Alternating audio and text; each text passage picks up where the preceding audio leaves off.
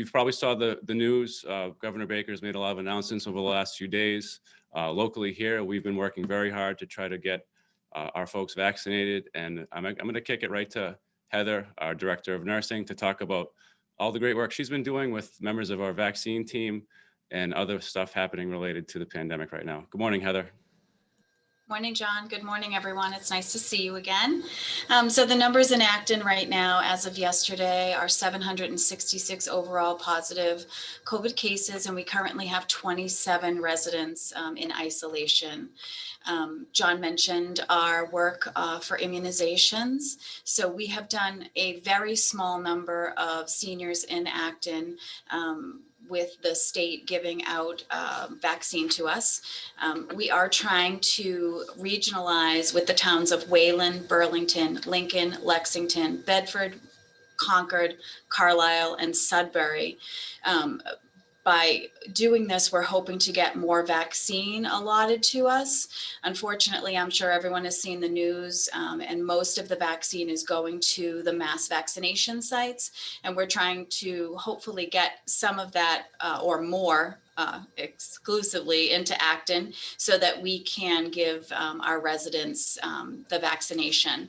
We are, suggesting, obviously, since there is such a small amount that we're getting, please continue to make your appointments where you can, because it is so important to get vaccinated at this point. As John also mentioned, Governor Baker is advancing our opening plan. So Massachusetts will be advancing to step 2 of phase 3 on Monday, March 1st. He also announced that their plan is to transition to step 1 of phase 4 on Monday, March 22nd. And this is due to the decline that we've had since the holiday season, where we were over 8% positivity in the state, and we're now under 2%. So that's really good news as we can move forward. So what that includes is phase 3, step 2 is for indoor performance venues such as concert halls, theaters, and other performance spaces will be allowed to reopen at 50% capacity with no more than 500 persons. Indoor recreational activities with a greater potential for contact, things like laser tag, roller skating, trampoline parks, etc., will be allowed to open at 50% capacity. Capacity limits across all sectors will be raised to 50%, and that number will exclude employees being counted into that mix, which that's been something new in the past 2 releases of capacity limits, sorry.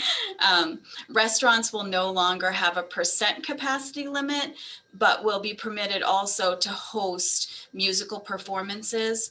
They still have to keep 6-foot distancing. The tables are limits of 6 people per table. And then that 90-minute time frame for restaurants is still in effect. So that hasn't changed. But if their spacing allows for more diners with that 6-foot spacing as opposed to a percentage limit. Residents have to continue to wear masks to prevent the spread and are encouraged to avoid contact outside of their household still. So that's still a recommendation.